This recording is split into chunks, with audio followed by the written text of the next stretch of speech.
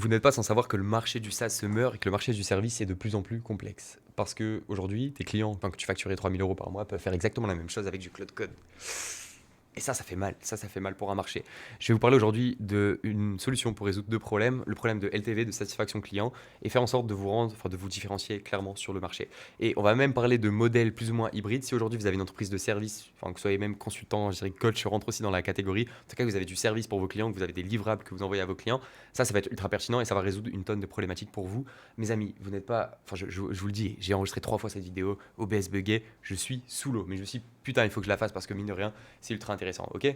Vamos, vous êtes une agence, une entreprise de service, peu importe, vous avez 3 enjeux. Un, acquérir des clients, donc faire en sorte d'aller chercher des clients, booker des calls. C'est pas le sujet de cette vidéo, désolé, il y en a une tonne sur la chaîne, vous pouvez aller consulter. Ne vous en faites pas et rejoignez le Telegram en bio.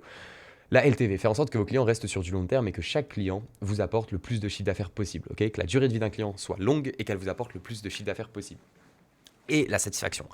Un autre enjeu slash problématique qui va dans l'aspect acquisition client, c'est le fait que les coûts par acquisition client augmentent de plus en plus de la concurrence. Donc c'est un lien de causalité, mais il y a de plus en plus de concurrence, donc les CAC augmentent, les CPM méta, les CPM de toutes les plateformes augmentent énormément, donc ça te coûte de plus en plus cher pour acquérir un client. Donc, par définition, tu veux que tes clients restent plus long terme, qu'ils te rapportent plus de chiffre d'affaires, ok? Un truc que personne ne pense à faire, et je trouve ça complètement aberrant parce qu'on a une tonne d'outils, d'opportunités, c'est mixer, apporter plus de valeur à tes clients via de la tech, ok? T'es une entreprise de service, certes, t'es pas un SaaS, mais est-ce que tu peux pas résoudre des problématiques que tes clients ont via de la tech? Admettons que tu as un modèle 100% done for you, ok? Que tes clients viennent te voir pour de la génération d'un site internet. Pourquoi, si tes clients viennent te voir pour un site internet, ils ont peut-être des problématiques, allez, on va dire d'acquisition client et de visibilité. Tu peux leur créer un micro-tools qui va, je sais pas, ils mettent le lien de leur fiche Google, ça optimise, ça donne des notes et des recommandations. Ça te coûte genre 5 centimes en coût de token, coût d'API, et tes clients ont de la valeur gratuite. C'est exactement de ça dont on va parler, c'est comment tu apportes plus de valeur à tes clients, comment tu fais en sorte que tes clients restent sur du plus long terme, et comment tu fais ce genre de truc pour tes clients. Je vous ai déjà montré ça très rapidement, mais je voulais juste vous le remontrer, essayer d'ouvrir encore une fois votre perspective et votre schéma de pensée pour que vous puissiez appliquer ça dans votre entreprise. Ok, ça, c'est une plateforme sur mesure. J'ai une boîte qui s'appelle Lead Factory. On fait du media buying pour nos clients. Enfin, voilà, on fait de la lead gen pour nos clients en B2B principalement. Ok, on a tout un logiciel qui nous permet de gérer absolument tout, le back-end, donc pipeline, etc. Je ne vais pas montrer, il y a des infos confidentielles. LazyRank, c'est l'un de nos SaaS. Je peux me permettre. J'ai bossé sur ça. Ça m'a pris 3 heures. Ok, 3 heures. Enfin, on avait déjà l'espace client, okay, donc on avait une V1 de l'espace client. Nos clients venaient chez nous avec un espace client. Comment ça marche? Ils remplissaient le formulaire d'onboarding qui était un formulaire custom, enfin c'est du 100% code. Derrière, ils pouvaient créer un compte sur cet espace client. À partir de ça, on connectait leur campagne méta, leur compte méta. Dans notre cas, c'est du méta ads. Dans votre cas, ça peut être, je sais pas, de la prospection, ça peut être peu importe. Nos clients remplissent un forme d'onboarding, ils ont accès à cette plateforme, ok? Cette plateforme, elle est super, ils peuvent communiquer. On va pas parler exactement de ça, donc j'y vais très rapidement. Le but, c'est pas de vous pitcher cette offre et de vous faire une démo, mais c'est juste essayer d'ouvrir les perspectives là-dessus. Donc voilà, on peut communiquer. Nos clients ont des tâches, ils ont des looms, ils ont toutes les options et ils ont un espace client avec un CRM, ils reçoivent leurs leads. Dans notre cas, on fait de la lead gen. Dans votre cas, vous faites peut-être, vous aidez les entreprises à aller sur les marchés publics. Bon, bah, vous pouvez mettre des éléments par rapport à ça. Le but de cette vidéo, c'est essayer de vous ouvrir la perspective sur... En fait, il y a tellement de moyens d'apporter plus de valeur à tes clients que tu n'exploites pas aujourd'hui. Et si juste tu t'enfermes 6 heures un week-end à bouffer du token à fond sur Cloud Code avec 3-4 Red Bull, un café, tu peux aller chercher ces éléments. Tu peux aller apporter de la valeur en plus à tes clients, résoudre des problématiques supplémentaires. Parce qu'encore une fois, tes enjeux, toi, c'est d'avoir des clients satisfaits qui vont pouvoir te recommander pour pas avoir cet enjeu de coût par acquisition, ce coût par acquisition client, pardon, et apporter le plus de valeur possible à tes clients. Donc je vais te montrer exactement comment tu peux faire ces micro-tools dans cette vidéo et je vais te montrer, je te fais une intro très rapidement pour essayer de t'ouvrir l'esprit, ok? Nos clients viennent nous voir avec un enjeu d'acquisition client. Donc nous, on fait du meta ads sur un modèle done for you, donc on met en place leur campagne, on fait les créatives, on gère absolument tout pour qu'ils aillent chercher des leads, ok? On met le funnel, on fait la vaisselle, bref. Ils viennent chez nous avec un enjeu d'acquisition client, ils veulent plus de clients. Bon bah, on sait qu'en B2B, le cold email, c'est un truc, on a l'expérience, on l'a déjà fait. Pourquoi on leur fournirait pas un tools qui leur permet d'écrire des campagnes de cold email automatiquement?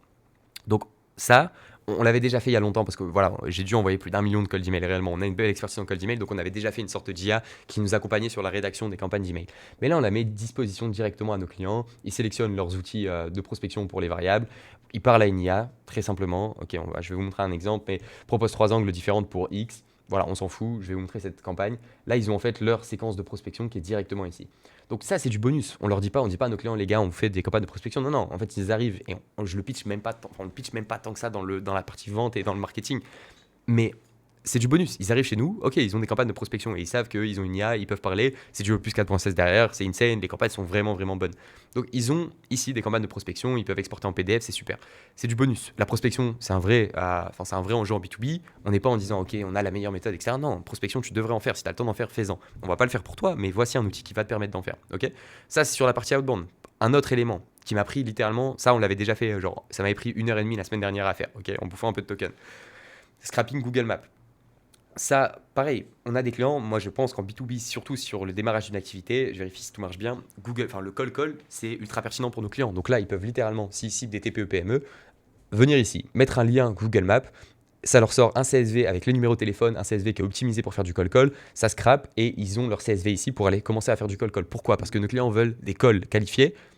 Ok, c'est pas notre méthode miracle et voilà, c'est pas notre méthode miracle, je veux dire, c'est pas ce qu'on vend en done for you, mais on s'en fout en fait. S'ils arrivent à faire du call et qu'ils font 50 appels par jour, ils vont booker plus de calls et donc ils vont être beaucoup plus enclins à rester avec nous parce qu'ils auront plus de résultats. Ça, c'est un truc en plus. Ok, par exemple, personal brand, ça pareil, je l'ai fait ce matin en 1 heure.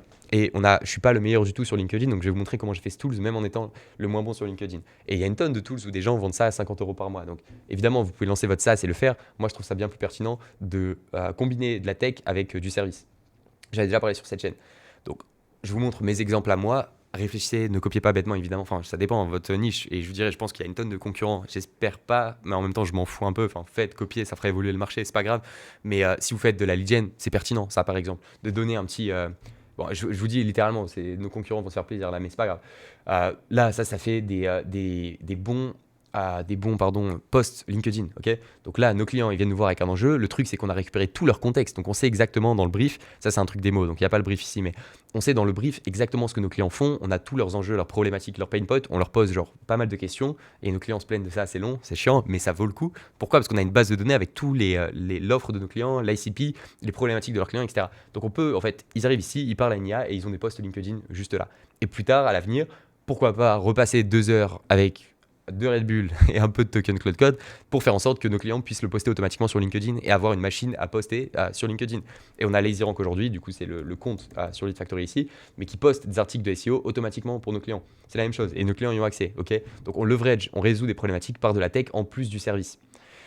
Voilà, c'est sympa. Et en fait, tu as tous les bénéfices du service que tu peux facturer à étiquette, enfin tu peux facturer cher parce que tu as une vraie équipe, tes clients sont accompagnés derrière et tu leur apportes la valeur de la tech. Enfin, en gros, si j'aurais vendu ce SaaS LazyRank en autonomie, tu vois, enfin, si on le vend comme on le vend à nos clients directement, ça commence à 79 € par mois, ils ont jusqu'à 15 articles.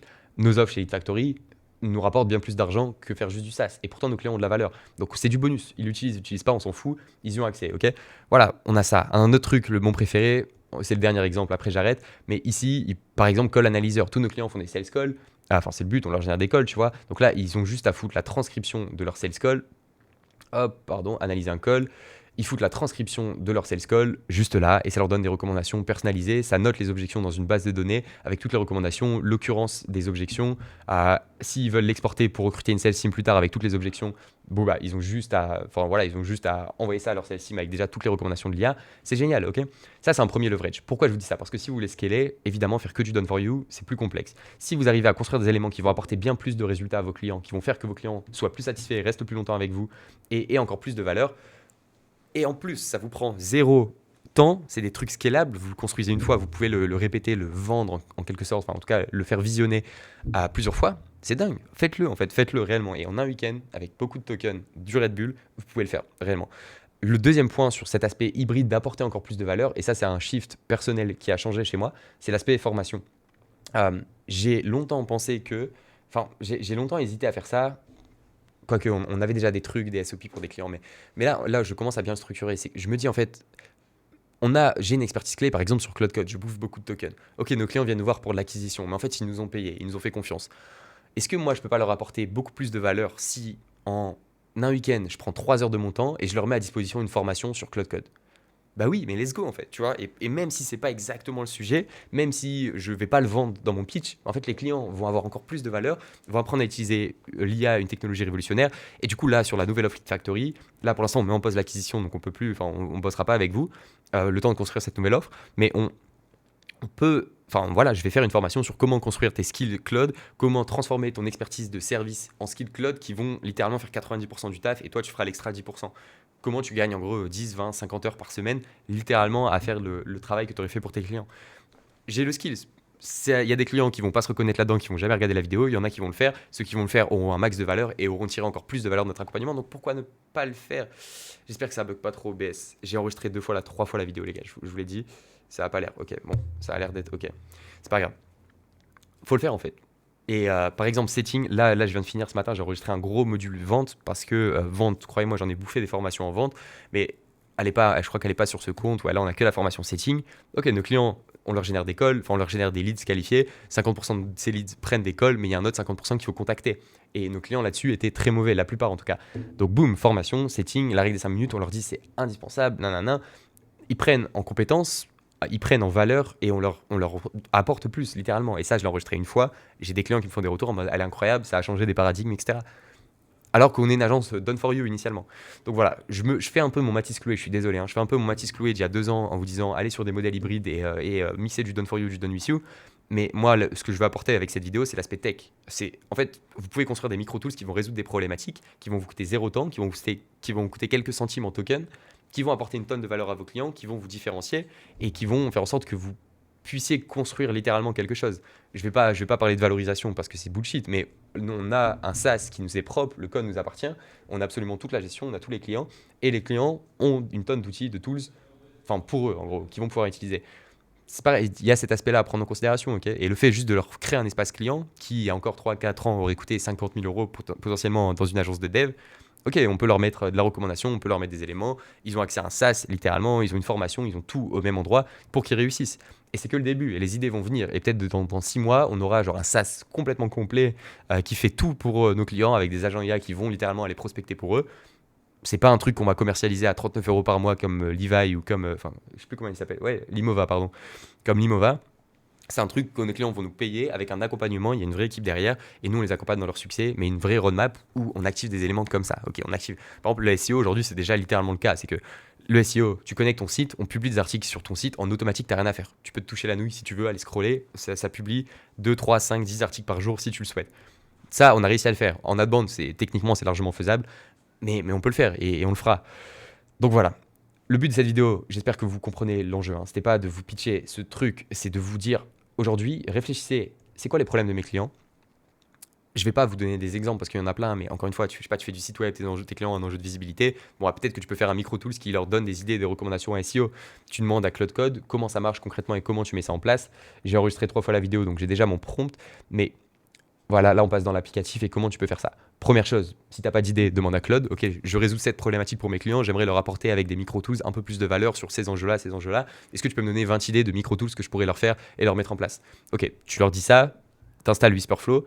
Je suis pas du genre à vous faire des tutos de 10 heures parce que je considère que vous avez des modèles qui sont bien plus intelligents que moi et qui ont tout votre contexte personnel. Tu télécharges ça, ok, tu fais un gros prompt où tu lui dis, tu lui expliques Hello Claude, j'aimerais résoudre plus de problèmes pour mes clients.